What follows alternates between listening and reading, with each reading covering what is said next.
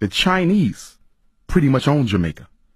I mean, the Jamaican government is giving them concessions, land concessions. They're building hotels, beach resorts. They're building 2 schools for the Japanese, for the Jamaicans. And what the Jamaicans have to give them in turn is the right to certain lands, the right to certain waterways. And if it doesn't stop, Jamaica, ironically, the land of Marcus Garvey and Bob Marley, will be the first Chinese colony in the Caribbean. Wow. It's getting bad. And you know why it's happening? Because the black bourgeoisie leadership in both Africa and the Caribbean, they don't have to live with the consequences of the economic decisions they make. So if I'm the president of Jamaica, okay, and China says, listen, we're going to give you $1 million in retirement. We're going to build you a retirement home, but we want this, this, and this.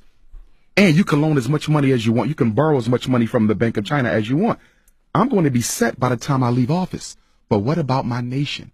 Jamaica will be struggling for the next 50 and 75 years because of bad economic decisions from selfish leaders today. And that's the problem in Africa, and it's the problem in the Caribbean. Well, you got to remember, China is overpopulated.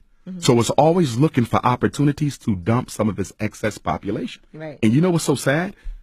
Chinese will come to South Africa poor, with nothing. And in 3 years, they're owning 2 and 3 major businesses.